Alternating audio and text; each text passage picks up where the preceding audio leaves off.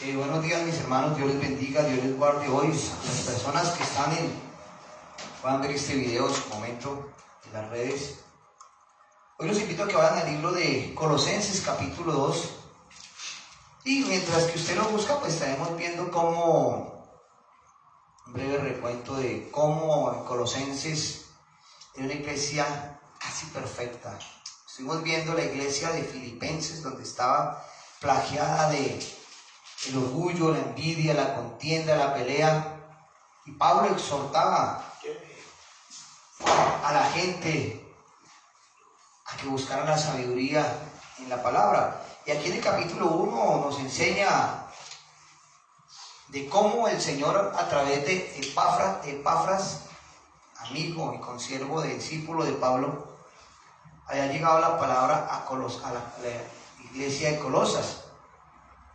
Y cómo a través de Cristo es que todo se reconcilia, y cómo la gracia y la paz del Señor nos muestra todo a través, guiados por el Espíritu Santo. Y también nos lleva a decirles que era el ministerio a los gentiles, o sea, el ministerio para nosotros. En el Antiguo Testamento se hablaba de que Dios salvaría a los gentiles, pero la gente, los judíos, no lo entendieron. O nosotros, si no sabemos leer el Antiguo Testamento, no podemos ver el plan que Dios tenía hacia nosotros. Y aquí en el capítulo 2 vamos a ver cómo Cristo es la respuesta para la filosofía y cómo Cristo es la respuesta para los ritos. Cómo es fácil para la gente desviarse de un camino hacia otro. Veamos que la iglesia de la Odisea y la iglesia de Colosas estaban en dos sitios pegados uno al lado de una sabana, digámoslo así. Y la Odisea y Frigia eran ciudades, ahí estaban las 7 iglesias de Apocalipsis. Pablo no conoció o no visitó estas iglesias, pero él fue el pastor o el fundador de esas iglesias. Él desde la misma cárcel, en su camino a Roma, le predicó a mucha gente, y esas personas fueron y fundaron en sus casas. Lo que empezaron fue en las casas a formar la iglesia en ese tiempo. Entonces, ¿por qué digo que hay un peligro en la gente? O la gente se enfría o la gente es caliente. Pero aquí nos habla de que Jesucristo es que yo soy el pan de vida, soy el agua de vida. Él no dijo yo soy el hielo o yo soy el gas. Dijo yo soy el agua de vida. Entonces aquí la gente se enfrenta a dos cosas. Porque de pronto usted no va a ninguna iglesia que nos está viendo, pero usted que va a la iglesia, ¿cómo está viviendo su vida como cristiana? Y este capítulo 2 nos lleva para que usted tome su Biblia y pueda ver un resumen en su vida de usted como persona en esta tierra, creyente o no creyente. Jesucristo decía, yo soy el agua de vida. Dice en Juan 7:37, dice, en el último gran día de la fiesta, Jesús se puso de pie y alzó la voz diciendo, si alguno tiene sed, venga a mí y beba. Él solamente puede acabar con cualquier tipo de ritual. Acuérdense lo que le pasa a la mujer samaritana. Tenía el ritual de ir a buscar un agua para calmar su sed física, pero Jesucristo dijo, si tomas de esta agua, nunca tendrás más sed. Entonces, Él solamente es el que nos va a guiar a cambiar nuestra vida. Nadie puede imponerle a nadie nada. Las decisiones son personales y Dios pone el querer como el hacer. Y esa iglesia de Colosenses tenía 5 errores y era casi perfecta. Y la iglesia nunca va a ser perfecta porque la iglesia está llena de hombres y mujeres pecadores, enfermos, con problemas, con situaciones. Pero Pablo aquí los anima a ellos a recapacitar cómo estaban viviendo su vida. O era un simple ritual de venir a la iglesia, o era un simple ritual de leer la Biblia, o tenían la pasión por Cristo. Dice que el primer error lo encontramos en el versículo del 4 al 7, dice con palabras persuasivas. En el siguiente, del 8 al 13, encontramos la filosofía. En el tercero, que sería el 14 al 17, encontramos el legalismo. En el 18 y 19 encontramos el misticismo, y en el 20 al 23 de este versículo encontramos el asceticismo. O sea, esos son los peligros que tenía esta iglesia. Pero la palabra dice que el Señor es hoy, ayer y siempre. O sea, eso quiere decir que nosotros también estamos en esta actualidad enfrentados a este tipo de problemas. Nos llamamos cristianos, pero no pasamos de ser sino religiosos. Preferimos agradarle al mundo que agradarle a Dios. La palabra nos enseñaba en Oseas que ellos se conviertan a nosotros y no nosotros a ellos. Y aquí la iglesia de Colosas, casi perfecta, se está yendo hacia la filosofía y hacia los ritos que hacían en Roma. Todas esas iglesias fueron fundadas por los romanos, porque el imperio romano estaba expandiendo ¿qué? Su territorio. Estaba buscando cómo conquistar lo que era Asia y toda esa parte para tener poder. Entonces, Cristo es la respuesta a la filosofía y Cristo es la respuesta a esos ritos. Una cosa es Cristo en nuestra mente y otra cosa es Cristo en nuestro corazón. Entonces, podemos recibir la sabiduría del mundo a través de la misma escritura y no la asumimos espiritualmente, pues vamos a trabajar en nuestro corazón conforme nuestras emociones nos mandan a tomar decisiones. Pero si espiritualmente el Espíritu Santo toma control de nuestras vidas van a cambiar. Y esta iglesia casi perfecta, Pablo nos lleva a decir un alto en el camino. El versículo 1 dice: quiero pues que sepáis cuán gran lucha sostengo por vosotros, por los que están en la Odisea y por los que nunca han visto mi rostro. Lo que les decía de un principio, la Odisea se encontraba cerca de Colosas y ellos estaban propensos a irse hacia un lado y hacia el otro. Ahí estaba también Frigia, que es el oriente. Dicen que eran ciudades muy hermosas en su momento. No se sabe por qué se destruyeron. Pero si vemos cuál era la cualidad que premiaba en la iglesia de la Odisea, la gente era ¿qué? Tibia.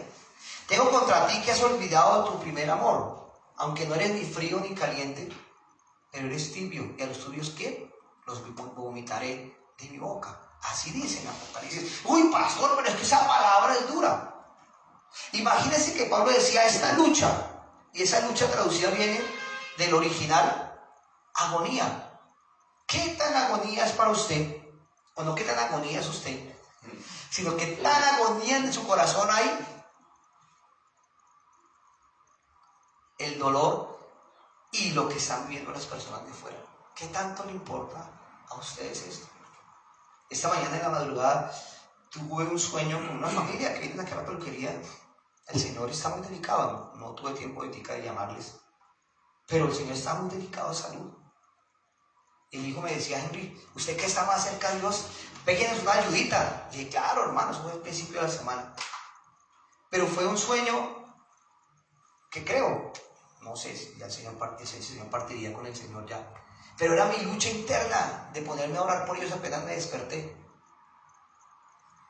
Ver que usted, o en este caso aquí, Pablo le decía: tengo esa lucha que sostengo por vosotros y por los que están en la Odisea y por los que nunca han visto mi rostro. Aquí le estaba hablando que tenía una oración agonizante por la necesidad de la gente.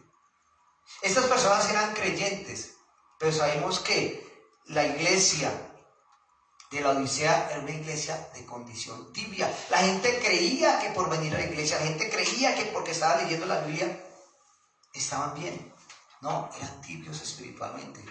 Entonces aquí, esta iglesia de la Odisea, de Colosas, estaba buscando esa tibieza espiritual, porque se han conformado a los ritos. Es un ritual chévere ir a la iglesia, chévere compartir. Hablamos con Carlos qué día, decía: qué bueno que la gente traiga su Biblia los domingos y pueda ver qué es lo que se les está explicando, porque el celular no da la misma función, y dice: por todos los que nunca han visto mi rostro. Entremos otra vez un poquitico a la historia. Él está haciendo aquí una enseñanza muy parecida a lo que le habló a la iglesia de Efesos. ¿Por qué? Porque esta gente, cuando Pablo fue a Efesos, nunca entró a este sitio, siempre cogió por el camino del norte. Y cuando quería dirigirse hacia el norte, el mismo Espíritu Santo ¿qué? le cambió la idea y fue cuando lo llevó preso. No quiero que vayas para allá, quiero que cojas por este lado. Entonces quiere decir que él nunca fue ni a la Odisea ni a la iglesia de Colosas. Pero también podemos decir que tanta gente que no había visto el rostro de Pablo era porque era gente nueva. Gente nueva que se le predicó de Cristo y decían, a mí me predicó Pablo, estando en una cárcel, de que hay un Salvador y que ese Salvador es Cristo. Y en este caso, Epafras era el que les predicaba. ¿A usted quién le ha predicado durante tanto tiempo? ¿Quién fue el primero que le habló la palabra a usted? ¿Quién le llevó a Cristo a su corazón? ¿Usted lo recibió? Alguien decía en estos días, Cristo no es para todos. Y la verdad es que Cristo no es para todos. Cristo es para los escogidos. Si Dios lo llamó a usted, Dios lo puso a usted en un camino para recibir la palabra, no la rechace. Empiece a congregarse, empiece a estudiar, empiece a capacitarse y tarde o temprano ese corazón se romperá a través de la palabra. Pero la gente rechaza a Cristo porque yo no quiero ser cristiano, porque yo no quiero ser creyente, yo no me quiero sujetar a estas reglas. Y aquí Pablo les está diciendo, miren lo que es el versículo 2, lucho para que sean consolados sus corazones y para que unidos en amor alcancen todas las riquezas del pleno entendimiento a fin de conocer el misterio de Dios, el Padre y de Cristo. El corazón, ¿qué implica? El corazón es la parte interna donde está el alma, el hombre interior. Él quería que la palabra llegara ahí, por eso Pablo estaba orando para que la palabra llegara al corazón. Dice popularmente, le entró por un oído y le salió por el otro, porque la gente no va más allá. La gente solamente lee su versículo del día o su salmo del día y chao, pero no lo escudriñó, no fue más adentro. Y Pablo estaba orando para que la palabra llegara a sus corazones y la gente pudiera avanzar a través de la palabra. Miren lo que dice la parte B, que alcancen todas las riquezas de pleno entendimiento. Ese pleno entendimiento quiere decir que da seguridad y significa que la gente tiene que navegar a toda vela. Un barco, cuando le ponen la vela, el viento lo lleva. Y eso invita al cristiano, al creyente, que no se quede en la primera base. El cristiano no se puede quedar conforme con lo que ha aprendido. El cristiano no se puede quedar conforme con lo que está viviendo. Siempre tiene que buscar la posibilidad de avanzar. No importa lo que se esté viviendo. Si usted ve la vida y la historia de Pablo a través de las cartas que escribió, que todo su ministerio estuvo en la cárcel, pero él nunca dejó de predicarle a nadie.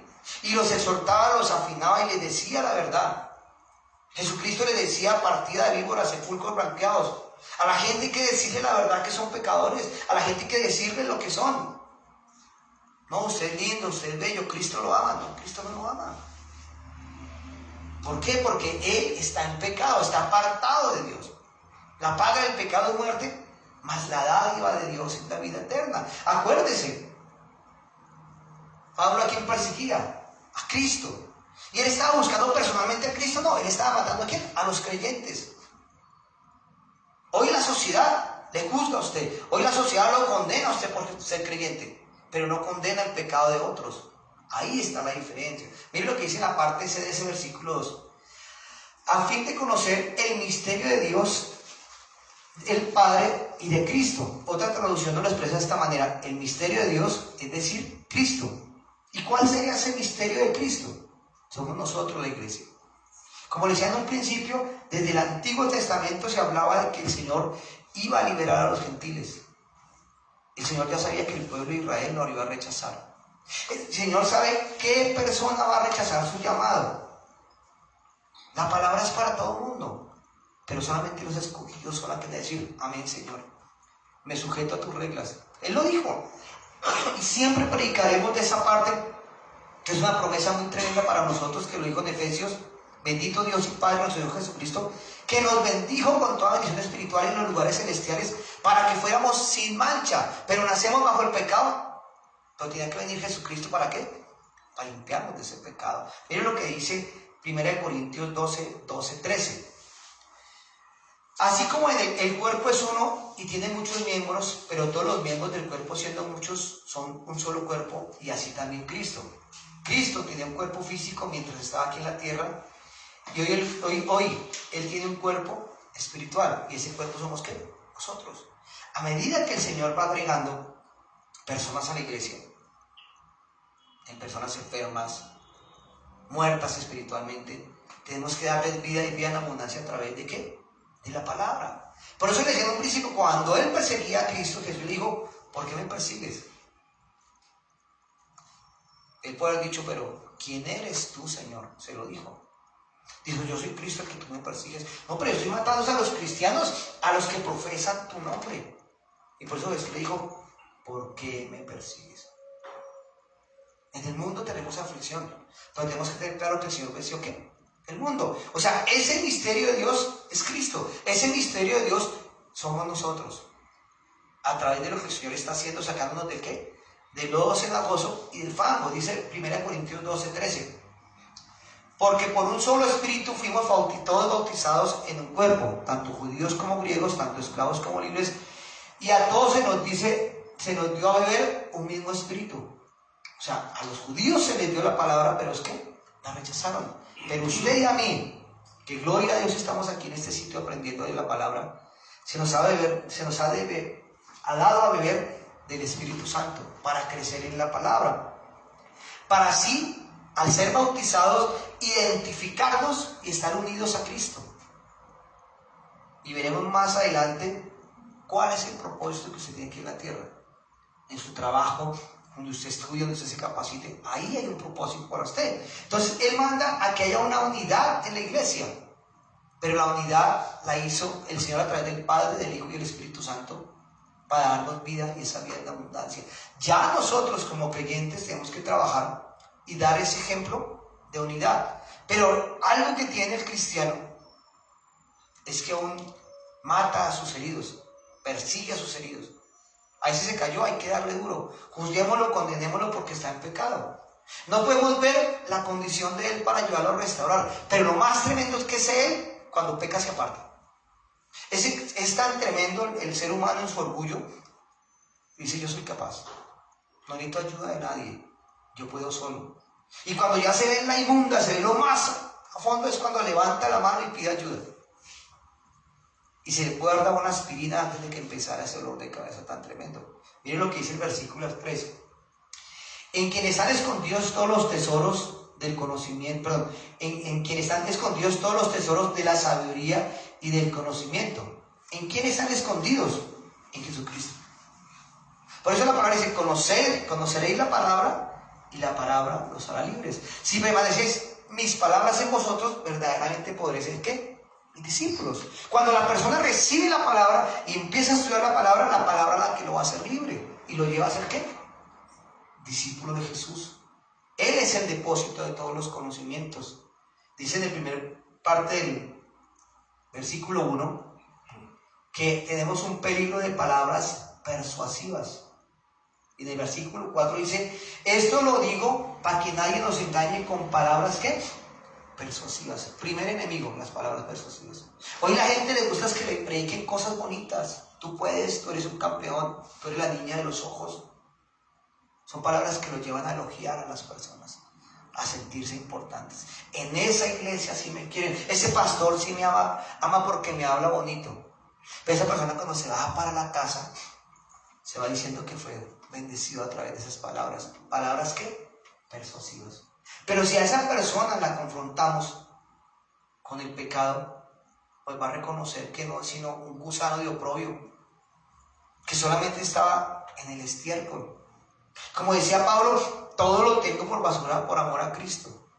Ahí está la diferencia. La psicología y la filosofía hoy en día es lo que están plagiando o llenando los estudios, los colegios, las universidades, y la gente no sabe de Biblia.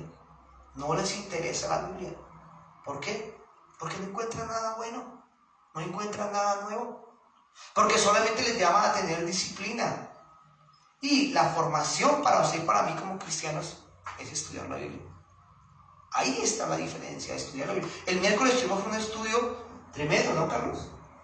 Llevamos 2 miércoles estudiando sobre el pecado y cómo el pecado influye en cada persona. Pero cada muchacho o cada jovencita Tarde o temprano tiene que enfrentarse al Señor. No es que mi papá era alcohólico, mi mamá era prostituta o mi mamá tal cosa. Era su mamá y su papá. ¿Usted por qué siguió ese camino si usted tenía la posibilidad de tomar decisiones diferentes? Pero la influencia de nosotros está marcada en ellos. Pero ellos pueden tomar la decisión de decir, sigo el ejemplo de mi papá o sigo el ejemplo de mi mamá. Así pasa como nosotros como cristianos. Podemos traer a nuestros hijos a la iglesia, obligarlos, pero no vamos a hacer eso, no vamos a hacerlos salvos, porque tarde o temprano se tienen que enfrentar a la presencia del Señor. Y ese problema lo tenía ¿quién? La iglesia de Colosas y la iglesia de la Odisea. ¿Y por qué? Porque el mundo romano de esa época estaba plagiado de los temas de Platón, de Sócrates, de Pericles, que era la psicología y la filosofía de ¿qué? De ese tiempo. Pero aquella persona que no conocía a Cristo, que no había leído la palabra, pues estas personas le hablaban de las cosas bonitas y se creían el cuento. Esa es la realidad. Ese es el Dios que necesitamos. Y los llevaban ¿qué? A adorar a otros dioses, porque había una ceguera espiritual. Cuando dice la palabra engañar, implica convertir a alguien en víctima. Cuando uno lo engañan, lo que yo llamo la hora boba para robarle la platica en cualquier lado, fue víctima. Y usted no se dio cuenta a qué hora le quitaron la plata. Es que él solamente me preguntó la hora y yo no sé qué hora le pasé la plata y se me llevó la plata o el celular. Qué diferente a que lo atraquen. Eso se llama la hora boba. Y aquí con esas palabras persuasivas, me hace acordar que hay unos 16 años, unos muchachos me dijeron, entre ellos mi cuñado, hermano, necesitamos ir a comprar unos, recién han hecho los sables de las Américas, llévenos a los sables de las Américas que usted lo conoce para comprar los tenis. Dije, hermano, yo tengo que hacer un compromiso y salgo de trabajar a las 12 del día, veámonos a las 12:30, cojan tal bus y nos vemos allá. Cogía uno el Galán Las Américas, las Camelias, o esos buses cogía uno ahí en la 10ª. Pues estos 4 mucharejos llegaron allá a los sables y es que me acuerdo y me da esta risa. Llegó una pareja, ¿qué hubo, muchachos? ¿Y ustedes qué están haciendo por acá? ¿Qué cuentan? No, es que estamos esperando a mi cuñado que venimos a comprar tenis. Ah, pues vese, yo no sé qué le dijeron, los enrollaron y el único que salvó fue mi cuñado porque se llevaba los tenis, entre los tenis la plata. Los otros decirle que cayeron a esa pareja el dinero, nosotros le tenemos el dinero aquí, mientras que ustedes cogen los zapatos. Con palabras persuasivas les quitaron el dinero y se quedaron sin zapatillas. De modo que cuando yo llegué allá, el único medio feliz era mi cuñado, porque pudo comprar tenis. Los otros, a unos desconocidos, con palabras persuasivas, les quitaron el dinero. Y aún a nosotros nos pasa eso. Porque las palabras persuasivas siempre nos llevan a engañar a las personas.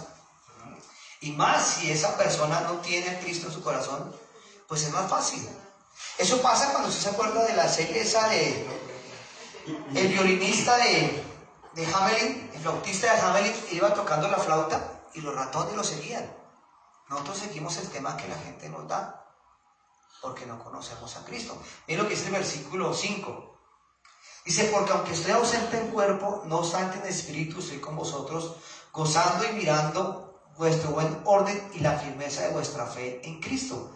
Aunque Pablo estaba en la cárcel, Epafras le contó la disciplina, la firmeza y el orden que tenían ellos. O sea, era una iglesia que ordenada, tenían firmeza.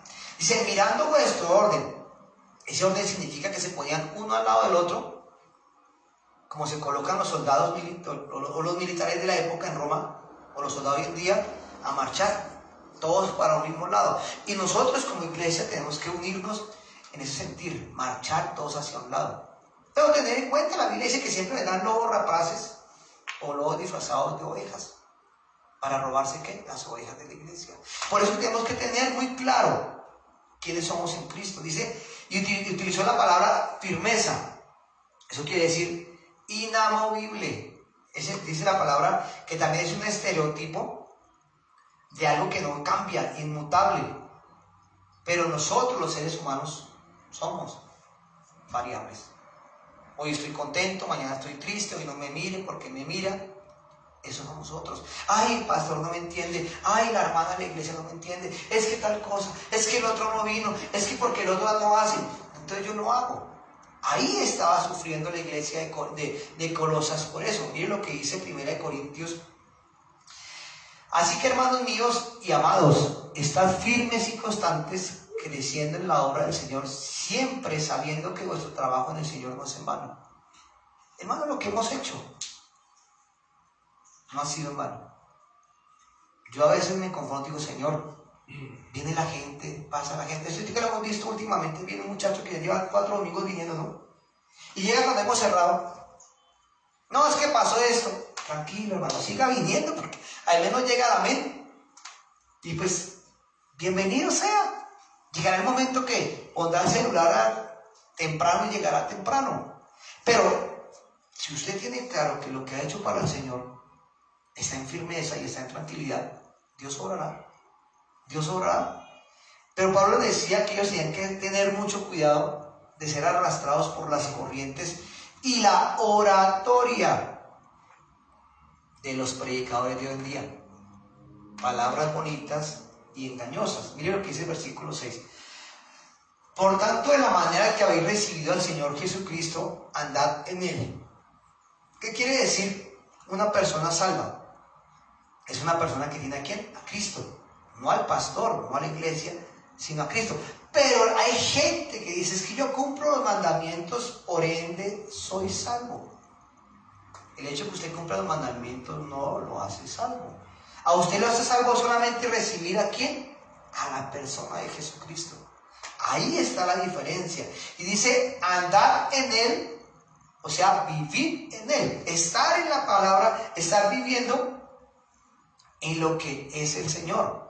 No solamente que se salga como un volador sin palo. No, tarde o temprano se caerá. Pero si usted está sujeto a la palabra lo llevará ¿a qué? A la presencia del Señor. ¿Y dónde vive usted su vida cristiana? Se lo expliqué hace rato. Aquí viene donde se enfrenta, en su oficina, en su universidad, en su estudio, en la calle, en el hogar. Cuando se esté caminando de un lado a lo otro, ahí es donde tenemos que andar como Cristo. Porque ahí lo decía, se lo repito, andar, vivir en Él. Estamos viviendo como Cristo dice. Ahí está la diferencia. Entonces tenemos que andar unidos en la palabra. Siempre el Señor va a estar atento a nuestras oraciones. Siempre el Señor va a estar atento a las dificultades que tengamos. Señor, ¿cómo hago esto? ¿Cómo hago aquello? Miren lo que dice el versículo 7, que es tremendo. Arraigados y sobreedificados en Él, confirmados en la fe, así como habéis sido enseñados, rebosando de gratitud. Aquí podemos ver la palabra arraigados. Nos habla de un árbol. La raíz va ¿qué? Hacia abajo. Busca su alimento en la tierra. Pero cuando dice sobreedificados, nosotros a esta casa no le podemos hacer 4 pisos más arriba. Nunca. Tenemos que tumbarla, hacer cimientos, raíz, para que esa casa ¿qué? Se sostenga. Porque si la edificamos de esa manera, con el primer movimiento se nos cae. Entonces, si estamos arraigados en la raíz, que es Cristo, en la base, en el fundamento de los apóstoles, nos dice la enseñanza, nada nos puede pasar. Y nuestra vida tiene que ser como ese árbol y como ese edificio, apoyado, descansado en Él. Dice otra versión, confirmados en vuestra fe. La fe es el medio por el cual usted y yo nos hacemos a Cristo y nos apropiamos de Él. Ahí la palabra, acuérdense lo que decía hace rato. Si permanecéis en mí y mis palabras en vosotros, realmente podré ser mis discípulos. Ahí está la palabra. Versículos 8 en adelante. Dice, mirad que nadie os engañe. Vuelve otra vez a llamarnos la atención. Mirad que nadie os engañe por medio de filosofías y huecas sutilezas basadas en tradiciones de los hombres, conforme a los elementos del mundo y no según Cristo. Vuelve la palabra filosofía. Uno habla con un muchacho que está estudiando en la universidad X o Y, ya no cree en Dios, porque la filosofía nos lleva a apartarse de ¿qué? Del Señor. La teología solamente es una clase que nos lleva a la historia y que esto, por aquí, por allá. Pero la filosofía, acuérdense que antes de Cristo estaba Sócrates, estaba Pericles, estaba no sé qué. Ahí estaba el comienzo del daño hacia la gente. Que nadie os engañe por medio de filosofías huecas y sutiles. Ahí está el señor Platón y todo ese tipo de personas que solamente encontraban la superación de la inspiración en sus palabras, mas no en la palabra de Dios. Y el verdadero filósofo debe buscar la sabiduría, ¿qué? En Cristo. La palabra de nosotros solamente va a servir como un consejo. Es que yo pasé por esto. Sí, mi testimonio sirvió, porque pasó en dificultades, pero Cristo me sacó del fango cenagoso y me hizo otra persona. Y eso es donde usted empieza a mostrar a Cristo. Y esa es la respuesta a la filosofía, el testimonio de Cristo. Miren lo que dice 1 Corintios 1:30 y vamos terminando. Pero gracias a Él, vosotros estáis unidos a Cristo, Jesús, a quien nos ha hecho nuestra sabiduría. Se lo repito. Pero gracias a Él, o sea, a Cristo, vosotros estáis unidos a Cristo Jesús, a quien Dios ha hecho nuestra sabiduría. ¿Dónde está la sabiduría de nosotros? En Cristo. En la palabra. En la parte B dice, de vanas sutilezas basadas en tradiciones de los hombres. Acuérdense que Jesús condenó a los escribas y fariseos, sepulcros blanqueados. Ustedes predican, pero esclavizan y explotan a la viuda. Acuérdense de eso. Ellos contaban su propia película y motivaban para sacarle su beneficio propio. Y hoy todavía se vive eso. Pero por eso es que nosotros como iglesia, como Jinetes por Jesús, procuramos de que la gente estudie. Y ha costado que la gente estudie, ¿no, Carlos? Ha costado. Nos admiramos a Pablito, que se conecta desde Fusagasugá, y una señora que se conecta desde Bucaramanga. Juiciositos. Hay un motivo para estudiar. Dice, bueno, la vez pasada que me decía, pastor, ¿por qué no nos reunimos los miércoles? Pues hermano, lo quiero ver los miércoles acá. Y no viene. Entonces, ¿cómo hacemos si quieren acomodar todo a su manera? Tenemos que sujetarnos a la palabra. Entonces tenemos que dedicarle tiempo, ¿qué? Al estudio. La parte C del versículo 8 dice que incluyó a los principales elementos del mundo. Y aquí viene la palabra estoición, que significa el ABC, o el abecedario básico. Conformémonos con esto, enredémoslos con esto, mostrémosles esto. Y eso es lo que hace la filosofía. Pongámonos a pensar de una manera diferente, que no piensen en Cristo. Ahorita es más fácil que leer esos cursos inducivos de sexualidad a los niños hacia otras tendencias que no en los principios verdaderos. Porque a los gobiernos les importa desviar a los niños del camino correcto. Pero usted y yo estamos llamados a eso. ¿Cómo vamos a edificar nuestras familias? ¿Cómo vamos a salvaguardar a nuestras generaciones para que no caigan en cosas terribles? Solamente a través de ¿qué? De la palabra. Los valores y principios que nos da la iglesia o la palabra son elementales para enfrentarnos al mundo. Usted, su vida está basada ¿en qué? En la filosofía, en las cosas del mundo, no en la palabra. Ahí tenemos que pensar. ¿En qué estamos basados? Yo le invito a que incline su rostro